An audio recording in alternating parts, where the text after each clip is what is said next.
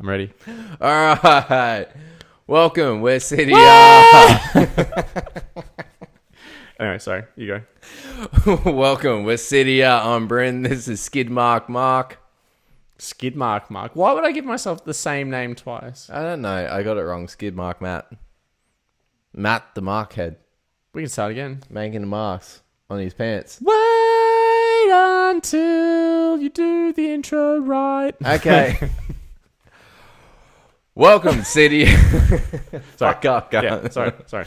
Welcome to City. I'm Bryn. This is Matt. This week we have been listening to the Bar and Bay Trio surf garage rock band. Came together in 2014. Who are they? Who are they? They're called Skegss. Yeah, very good. I wasn't getting to there. I was getting there. Skegss came together in 2014. Yep. This is their second album. Hopefully they don't go through any artwork legal cases like they have in the past. Did they do that for the first album? Their previous album, a rapper named Reese and Little Yakchi Okay. decide to just blatantly Vanilla Ice rip off their art cover. Oh, so ripped off the Skegss? Yeah. Okay. But yeah, their first album just ripped Right. it completely. I mean, thankfully... Not even different. Nowhere near different. Just took away their name and then put their little Wow. thing in there, and that was it. I mean, thankfully for them, they've chosen such hideous artwork for the second album. I think they're safe. I think they've got their iconic look for their name. All right, so we're way off topic. The second album is called Rehearsal.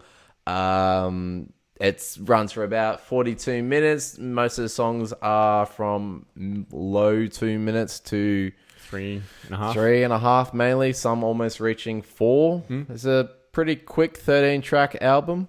I enjoyed it, but could easily get over it. I mean, it's not an album I play over and over again, but I did enjoy many songs in this album. Yeah, well, how was your week with it? Yeah, it's just a normal week, honestly. Just a normal week? Just a normal week. There was nothing overly tremendous or bad. No one had a freak out. I have discovered and come in love with Valhalla, and I think Skeggs should be the performers at the grand final this year, playing that song, because quite frankly, everything you love is in Valhalla, and the grand final will be in there too. Fair enough. And, well, Down to Ride is a great second song to play. And I enjoyed that most of all. That'd be one of my favourite songs in it.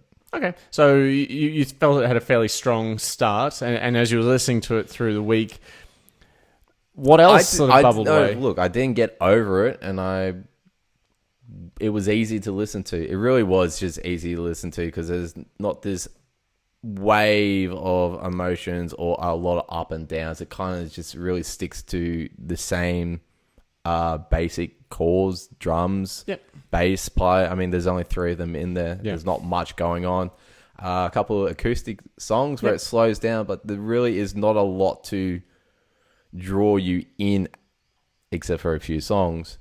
After that, you kind of just forget you're listening. But the lyrics behind them are great. I actually did enjoy reading them as well. Okay. There's a couple of gems in there. How was your week? What did you think? It was a funny old week, because I listened to the tracks, and like I want that complexity or some sort of intrigue to the tracks. And at the end of the day, it really isn't there. It is a pleasant listening experience, but I don't think it pushes any envelopes either. And so I basically felt really neutral towards it every single time I listened to it, because I can't do the background music stuff. I'm predicting 5 already. I mean, if it's on in the background, I'm not paying attention to it. If I'm listening to it, I want to engage with it in some way. And I felt, I don't know. Have you ever seen the Futurama episode where they go to the neutral planet? Reminds me? All you need to know is that everything on this planet is just like true neutral. You know, this person's about to die, the president of neutral land, and he says, "Tell my wife hello." Like, that's his parting words to his wife on his deathbed, basically. Anyway, long story short, I can't help but think of that fictional planet every time I put this album on. I'm so true neutral to this. Yep. But it's not bad. No, it's not bad. So yeah, But it's not great. I don't even know if that's true either. So like, I think the analogy I gave to you at the start was like, imagine this was the first band you ever listened to, and this was your gateway into rock, right? Because you do need entry. I don't want to call them entry level because that sort of demeans them. But what I mean is accessible music you can just sort of put on and engage with straight away, especially if you're not familiar with the genre. This is perfect for that. So like, if you were to suggest something to someone who may have like rock proclivities but haven't listened to anything previously, and they got into it because of the Skegss, I'd be like, yeah, that makes total sense. That's perfect. But it feels like I'm not getting any new nourishment out of this album, and so that's what my week was like. It was just like eating bland paste. I can see where you're coming from. Yep. That doesn't mean that it's a bad album. There are good tracks on this album, though. There are good tracks. Your favorite being Bush TV. Bush TV. Because Bush it's just absurd. It is absurd. Yeah. In a fun way. And it's the most upbeat. I need to leave so you can miss me. Yeah. Yeah. I was watching the Bush TV and that's when it hit me. It's like... Very Australian. Yeah, absolutely. Not skipping on it at all. Yeah. True Blue. And I think the best of the acoustic songs was Wake Up. I think that was the best orchestration of... sorry, not orchestration. The best mix. And I think the subject matter really suited this guy's voice. This guy's voice is... I think the fairest way to put it is imperfect. But that doesn't mean you can't apply it to tracks and have them be perfectly suited for it. You know, you can be imperfectly perfect. I can't help but think that, like, you know, my entry level into music was like Blink-182, and Tom DeLong does not have a voice that you would want to emulate. But there are still songs. But yeah, don't waste your time on me. Anyway, his voice sometimes, a lot of times, in my opinion, suits the track, because a lot of the tracks that they had early days were juvenile, and his voice sounds juvenile as fuck, right? So the imperfection and his pitchiness to some extent suited it. And I think the Skeggs lead singer, when the track marries well with his imperfections, I think that's when the tracks are best. And I think Wake Up does that best in terms of the slower tracks. Yep. Okay, cool. What was your favorite tracks? You said the first two, but surely there are others in the album. Picturesque moment was actually pretty good. I enjoyed it. I think I more enjoyed the lyrics and the meanings behind most of the songs,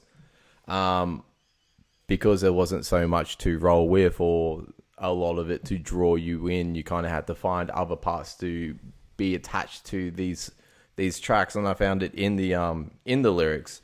I mean, with Picturesque, one day, it starts out with pretty much one day you will shut your eyes forever. A lot of these songs throughout the album is really telling you to enjoy what you have right now, enjoy the moment. Don't get stuck in your past or think about the future, as with which one? Fantasizing. Picturesque is like, just take this moment to enjoy it, but yet some of us get caught in sobriety and don't have enough fun. Yeah, sure. Look, yeah, a lot of people. Yeah,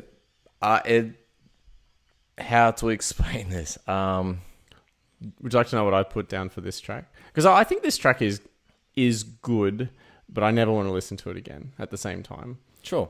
The sentiment is, you know, we all gonna die, so, you know, we gotta... Might as well enjoy it. Yeah, make the most of insert sentiment here. Tony makes me listen to Bright Eyes on occasion. Bright Eyes are basically a strictly acoustic indie band that I feel like every single one of their tracks, that's like the theme, right? Is we're all gonna die, so here's the sentiment we now want to lay out. So I listen to this track and I'm like, I just can't help but think of Bright Eyes.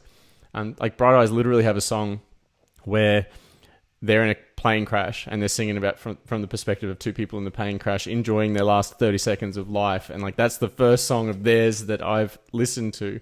And it's the happiest sounding song until they hit the ocean, obviously. Quite the opposite effect. But yeah, the sentiment for this one is quite... Yeah, Yeah, true. I mean, they like to stretch out and flex a little bit of muscles, trying some 70s groove when it comes to Under the Thunder. Absolutely. This one originally started with Ben in the kitchen just mucking around with an AC/DC, parodying, just been encouraged to continue singing it with his own voice and coming up with this, what is now, I think this was the first single they dropped. This is the one track I'd heard from this album. Sorry, one of two tracks that I heard from this album before we listened to it. So it'd have to have been their bigger single, I imagine. I think the only thing that really stands out in this song is, they're doing slides on the guitar.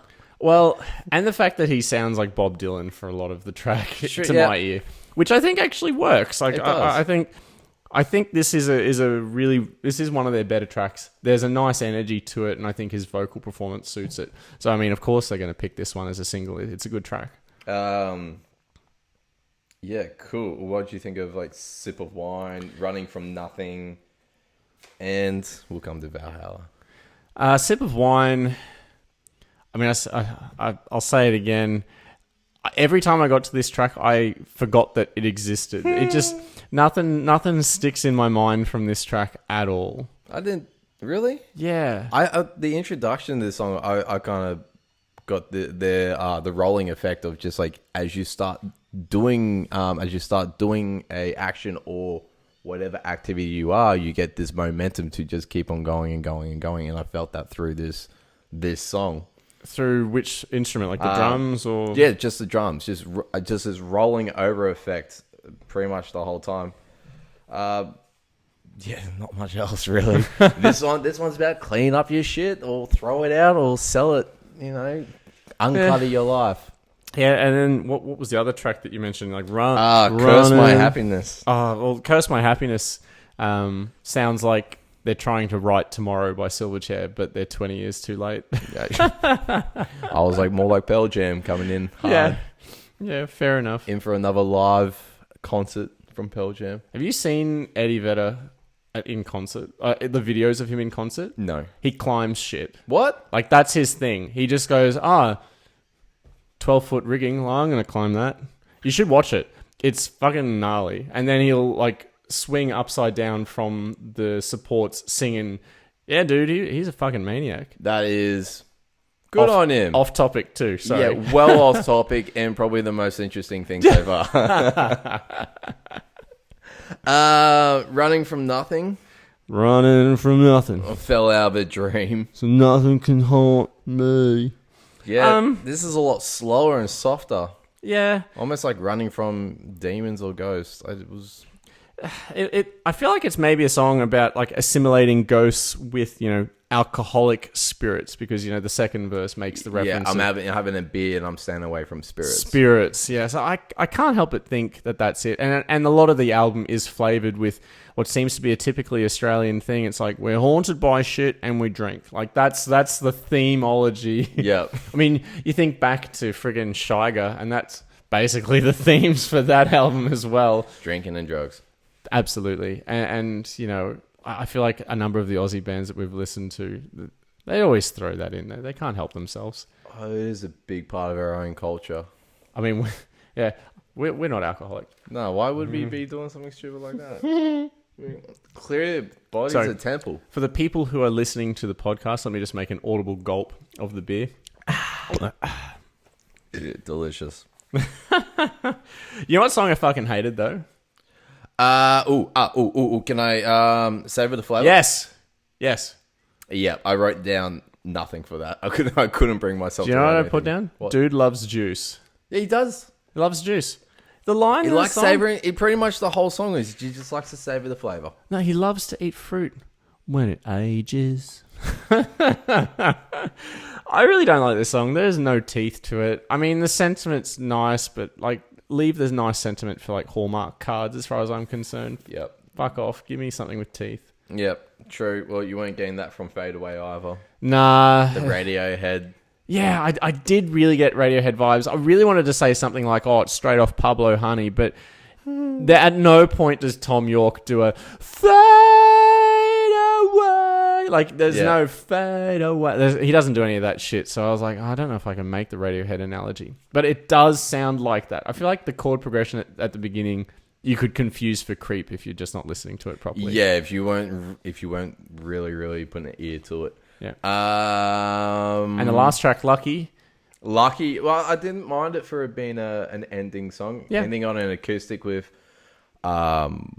harmonica and a little bit of whistling. You know, it's not often you get to hear that. Would you agree with this? It's cliched, though pleasant. Yes. Okay. Cool. Yeah, I'm happy with people doing an acoustic song. I originally, I thought Wake Up was the finisher when I first heard it come on. I was like, oh, this is normal. I mean, imagine if it was, though. Like, cut the I'd three. I'd be happy. Yeah, the album's probably a bit short at that point, but I think it probably makes a little bit more cohesive sense. Because I really feel like, Save the Flavor and Fade Away really get them out. Lucky's okay, but it's just shaft it for the sake of the album. Yeah. So I feel like we're, just sitting right in the middle of that road on this one. Except for Valhalla. Valhalla.